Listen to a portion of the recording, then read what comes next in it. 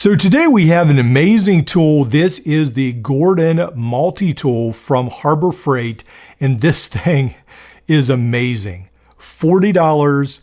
This is almost the same size and weight as a Leatherman Wave, around that 9 ounces or 255 grams.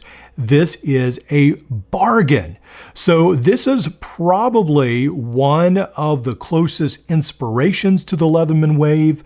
I think I'll call it inspiration instead of Leatherman clone because it is different. It's not the same thing.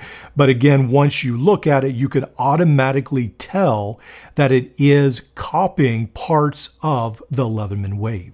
So what we find right here is a plier head that will take more inspiration from the Leatherman curl, more of this older generation, than from the Wave Plus. So again, it looks very similar to the Leatherman curl, but when we look at the bottom right here, this is one of the things I've noticed they've done a little different. They have changed the crimper slot. So let's go ahead and take a look, and you can almost see where it looks like they have teeth almost, or ridges in there. And I have used the crimpers on my multi-tool different times, so this does interest me at times. Sometimes I don't worry about it because, you know, I don't use a crimper that often, but it is interesting.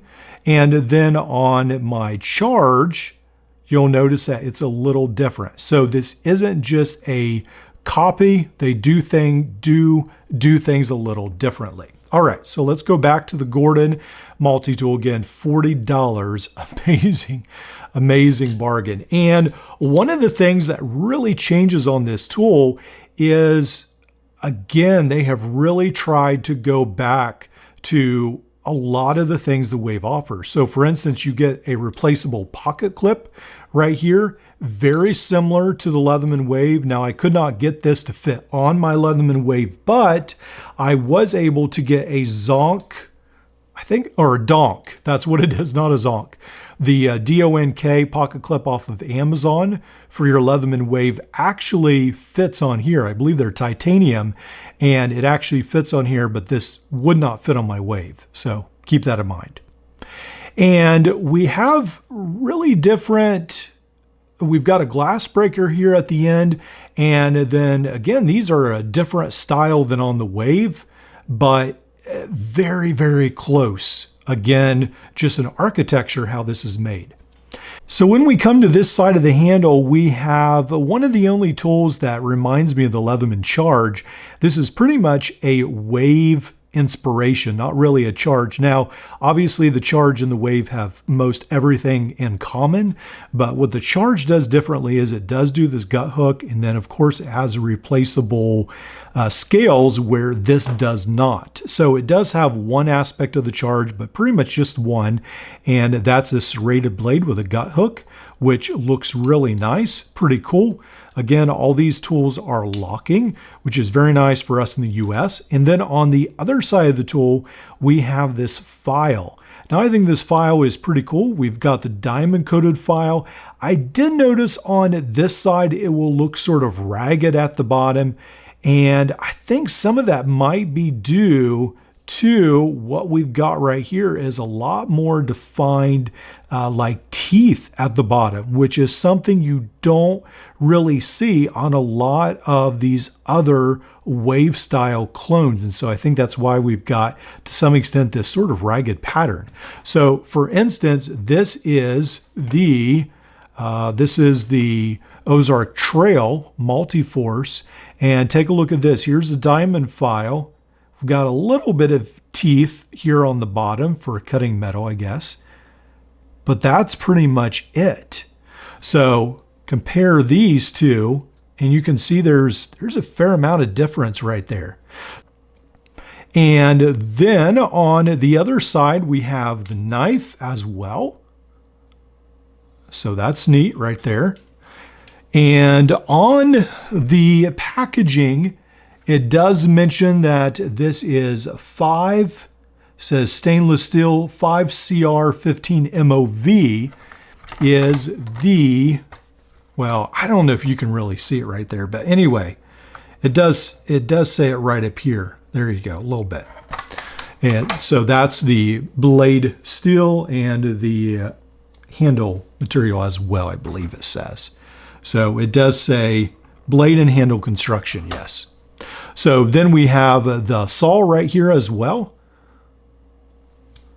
And let's go ahead and jump into the inner tools. Now on the handles right here, we do have these ruler markings. And again, I like that these are inscribed rather than just painted on.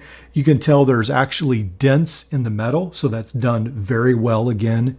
This tool for $40, it is amazing all that it has to offer, really. Just pretty amazing. And then we have this wire stripper, can opener, bottle cap lifter, and then we do have this bit driver right here. Now, one of the unique things about this is it doesn't have these ridges in the side, I don't think.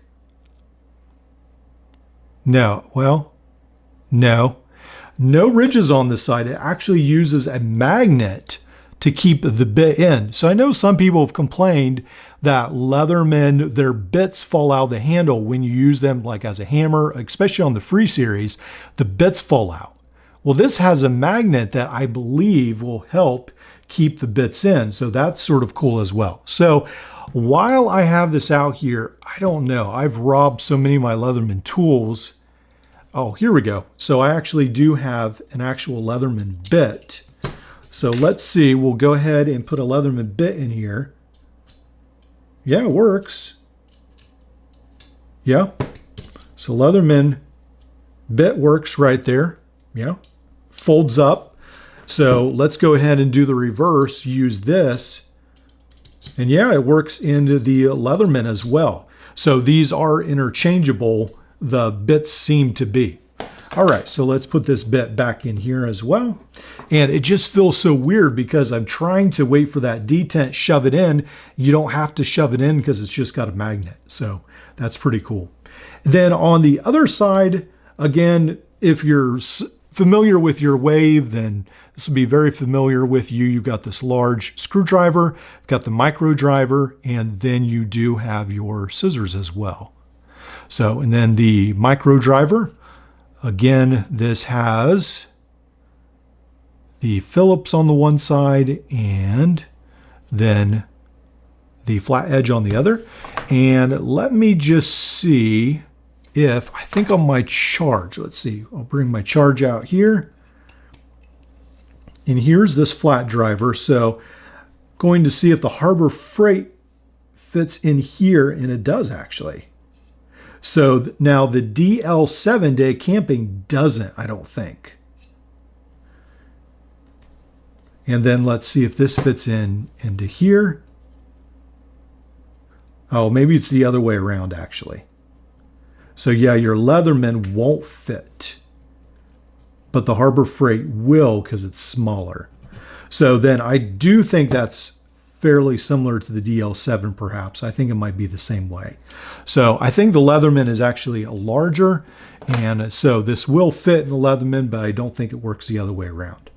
All right, so let's go ahead and do some cutting with the scissors as well. I'll go ahead and fold this up, and I still don't have, I sort of moved my studio equipment around, so I don't have all my testing material set up. So we'll go ahead, just do paracord right now. It actually works very well. So these scissors seem to really do a good job right here. So pretty impressed with that. And then we'll just do some paper cuts for some fine cuts. And yeah, it does a good job with that. And then maybe I should just cut some of this plastic. So yeah, it cuts right through it. So these scissors actually, I really like those scissors. Those are pretty nice. And let's go ahead and look at the handle construction on the outside right here. So the tabs look pretty cool as well. One of the things I did also want to mention is this comes with a really nice pouch reminiscent of your Leatherman pouch.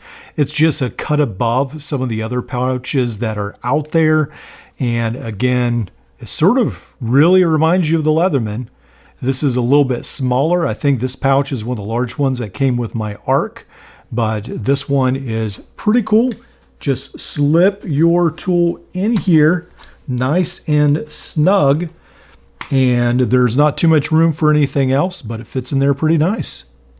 So overall thoughts on this Gordon multi-tool, get it. I think that's basically the long and short answer. I'll have to do a full review between this and the SQT. They're both great tools. They have different strengths and different weaknesses. And this video has already gone pretty long, so I'll do a review of that later. But I think the Gordon has amazing potential. It's a really good looking tool.